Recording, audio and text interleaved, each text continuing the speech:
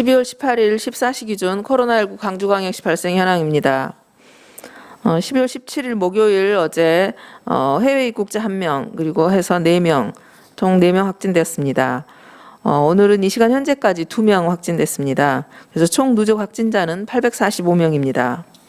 중등도별 현황은 어제하고 변함없이 중등증이 3명, 경증 99명, 합계 102명입니다. 검사 현황입니다. 어제 3,035건 검사 진행했습니다. 그래서 총 누적 검사는 27만 2,055건입니다. 845건 양성이고요. 현재 2,198건 진행 중에 있습니다. 해외 입국자 현황입니다. 12월 16일 17명 입국해서 확진자는 없었습니다. 어제 12월 17일에 17명 입국했는데요. 1명 확진자 있었습니다. 병상 현황입니다. 지금 총 가용 병상 수 699병상 중 광주 환자는 80명, 광주 전남부 환자가 145명이고 어제부터 타시도 경기도 수도권 지역의 환자를 받았습니다. 그래서 타시도 환자가 40명입니다. 그래서 잔여 병상은 434병상입니다. 세부적으로 보면 지금 전국적으로 중증 환자 병상들이 좀 없다는 말씀들이 많이 있어서 우리 시민 여러분들께서 많이 걱정하고 계실 텐데요. 지금 세부적으로 보면 전남대병원에 중증 병상이 4병상, 아니지 5병상 있고요. 6병상 있고요. 그 중에서 광주 환자가 아까 제가 중등증이라고 말한 환자가 아직은 좀 연세가 있으셔서 이 중증 환자 병상을 차지하고 있습니다. 그리고 전북에 있는 환자 2명이 여기 있습니다. 그래서 지금 중증 병상은 1병상 남아 있고요. 조선대에도 5병상은 중증 환자 병상이고요. 5병상은 국가격리 병상입니다. 그 중에서 3명은 이제 중등증 정도가 여기 광주 환자가 여기 연세가 좀 드신 분들이 여기 입원해 계시고요. 타시도 환자가 또 2명이 입원해 계십니다. 그래서 중증 전담 병상은 5병상 남아 있습니다. 그래서 실제로 저희들이 중증 환자 병상은 전남대 6개, 조선대 5개 해가지고 11병상을 유지하고 있지만 원래 중증 환자가 심각하게 중증 환자인 경우에도 병원에 입원을 하지만 중증으로 발전될 가능성이 있는 환자도 입원할 수 있거든요. 그래서 우리 시는 아직은 심각한 중증 환자까지는 아니더라도 지금 여기서 케어를 하고 있다는 말씀드리고, 그다음에 전북대하고 원광대는 자체적으로 그 병상을 유지하고 있습니다. 그래서 전북에 환자가 많이 발생함에 따라 전북대 병원은 9명 있고 원광대 병원은 3자리 중에 3자리는 다 찼습니다. 그래서 전북에 있는 국가격리 병상은 1병상 남아 있습니다.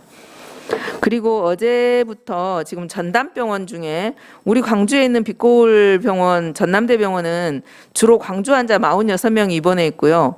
전남 환자가 1명 입원해 있습니다. 그래서 34병상 현재 남아 있습니다. 그 이외에 호남권으로 순천, 강진, 목포, 군산 의료원이 있었는데 여기는 주로 우리 광주 환자가 7명이 가 있고요. 나머지는 이제 전남부 환자들이 주로 차지하고 있었는데 어제 경기도하고 인천 쪽에서 병상이 좀 부족 현상이 있어서 목포 의료원에 20명, 군산 의료원에 20명이 전송되었습니다. 그래서 40명이 타시도에서 와 있습니다. 그래서 저희 총 잔여 병상이 434병상 되겠습니다. 생활치료센터는 84병상 중 우리 광주 환자가 20명, 전남북 환자가 11명 있어서 현재 53병상 남아 있습니다. 확진자 세부별로 발생 현황입니다. 어제 목요일 확진자는 지역 감염 3명과 해외 유입이 1명 있었습니다. 그래서 789번 관련해서 1명이 841번은 자가격리 중에 증상 발현돼서 검사해서 확진됐고요. 2명 840번과 843번은 감염 경로 조사 중에 있습니다. 그리고 해외 유입 미국에서 입국자 1명 있었습니다. 오늘 2명 감염된 사람은 844번과 45번인데요. 가족관계입니다. 그래서 여기는 현재 원인을 조사 중에 있습니다. 그다음 감염병 저희들이 지난번에 8월 31일에 우리나라 코로나19 시민보호 및 엄정처벌위원회가 구성되어서 그 감염병 예방법에 대한 위반 사항으로 인해서 추가 확진자가 발생되고 그로 인한 손해가 발생했을 경우 손해배상 청구를 위한 절차가 진행되고 있었습니다. 그래서 주로 정당한 사유 없이 역학조사를 거부 방해했거나 회피한 경우, 거짓 진술했거나 또 고의적으로 사실을 누락 은폐한 사람에 해당된 것입니다. 그중에서 송파 60번과 관련해서는 지난 9월 29일에 소장을 접수했고요. 저희들이 그 손해배상 청구 소송을 진행했고요. 그다음에 광주 236번과 410번과 관련해서도 2020년 엊그제 12월 16일에 저희들이 소장 접수를 했습니다. 그래서 손해배상 청구를 진행하고 있다는 말씀 공유해 드립니다. 다음은 사전 질의 내용입니다. 교회 예배 좌석 기준의 30% 제한 등 실질적인 방역수칙 준수 점검이 어렵다는 지적이 있습니다. 주말에 종교시설과 음식점 등에 대한 점검 계획을 물으셨습니다. 저희들이 지금 관리하고 있는 종교시설이 한 460개소 되는데요. 저희들이 시구 합동점검반을 편성해서 운영하고 있습니다. 또 필요에 따라서는 경찰청과 함께 합동점검에 들어가고 있습니다. 그래서 주로 단속하는 관리하는 내용은 마스크 착용, 또 특히 찬송을 하거나 설교했을 때 또 음식물 섭취 여부, 그다음에 성탄 행사를 준비하는지 등 소모임, 그다음에 좌석수 제한 준수 등을 집중 점검을 할 예정입니다. 그다음에 유흥시설이라든가 중점관리시설은 13,000여 개소가 있습니다. 그리고 일반관리시설은 6,000여 개소가 있는데요.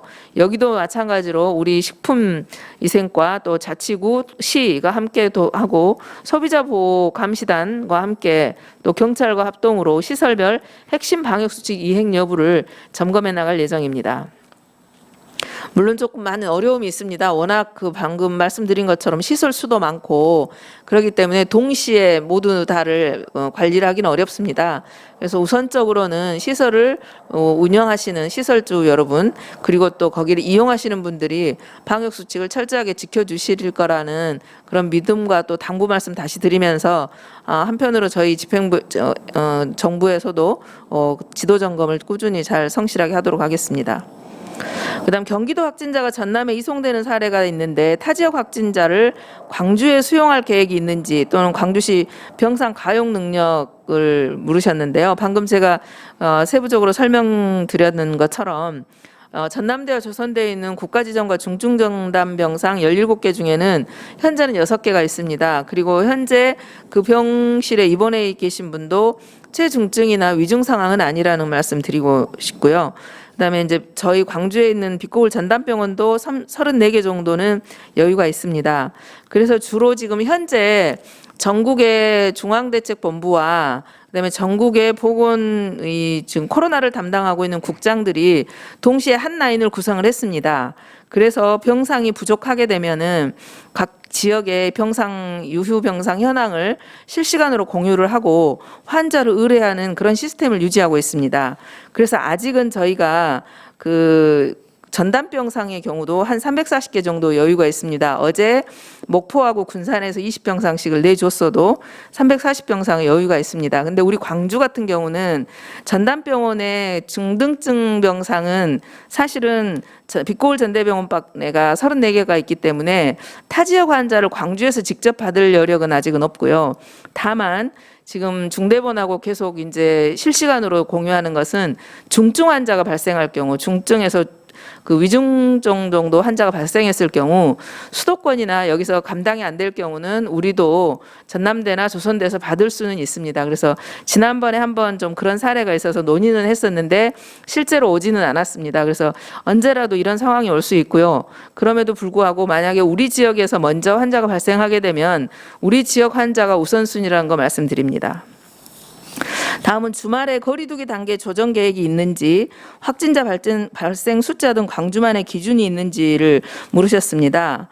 실제 지금 거리두기 부분에 있어서 2.2단계까지는 서울 수도권 지역과 지역에 약간의 차이가 있으면 거리두기 단계 조정은 주로 지역에 어느 정도 자율성을 두고 그다음에 중앙대책본부에서 전체적인 국가의 단계를 결정을 합니다. 근데 2.5단계와 3단계의 경우는 이미 전국 유행이 본격화됐다는 것을 의미합니다. 그래서 예를 들어서 2.5단계 같은 경우는 전국의 주 평균 확진자가 400 내지 500명 이상이거나 2단계 상황에서 환자 숫자가 2배로 늘어날 경우 2.5단계를 유지합니다. 그래서 현재 수도권은 2.5단계를 유지하고 있지 않습니까? 그다음에 3단계로 갈 경우는 전국 주 평균 확진자가 800에서 1000명을 유지할 때 3단계를 하고 2.5단계에 있는 현재의 숫자가 2배가 됐을 때 이제 3단계를 하게 되거든요. 근데 주 평균 확진자로 보면 지금 거의 3단계 준에 다다르고 있습니다. 그럼에도 불구하고 엊그제 이제 총리님께서 말씀하신 것처럼 단계의 격상 문제는 이런 환자 발생 숫자도 영향을 미치지만 60대 이상의 환자, 그러니까 고위험 사망에 이를 수 있는 60대 이상의 확진자 수가 얼마 정도 되느냐, 또 중증 환자에 대한 병상이 어느 정도 확보되어 있느냐, 그다음에 감염 재생산 지수가 어느 정도 되느냐, 상승하느냐, 하강하느냐 이런 것들도 고려를 합니다. 그래서 이제 주말 거리두기 단계 조정 부분은 이미 저희가 이제 수도권이랑 2.5단계를 유지하고 있고 3단계 여부를 결정하기 때문에 우리 지자체가 어떤 환자 숫자라든지 이런 것들로만 단계를 조정하는 그런 상황은 아닌 것 같습니다. 그래서 저희들도 중대본이 이제 전국 단위의 단계 격상을 어떻게 하는지 여부를 추이를 반드시 지켜야 되고요. 2.5단계가 이미 넘었기 때문에 그래서 저희들도 이번 주말 저희 자체의 확진자 숫자도 보지만 전국 단위의 환자 발생 추이, 그다음에 중대본의 어떤 판단, 그리고 여러 가지 병상 여부 이런 것들과 함께 고려해서 중앙정부하고 함께 논의해서 결정할 예정입니다. 다음은 지난주 거리두기 단계 격상 이후에 대한 효과 분석에 대해서 물으셨습니다. 지금 저희들이 지난주 대개 거리두기 단계를 격상을 했을 경우 빠르면 일주일, 열흘 정도 지나서 그 효과가 나타난다고 보고 있습니다. 그래서 지난 저희가 12월 3일부터 100시간 멈춤으로 해서 2단계 수준으로 강력하게 좀 시행을 했고요. 15일부터 이제 강화된 2단계를 진행하고 있습니다. 그래서 이제 최초에 강화된 1.5단계를 실시한 12월 초부터 따진다면 이제 저희 같은 경우는 한 2주 정도가 지났습니다.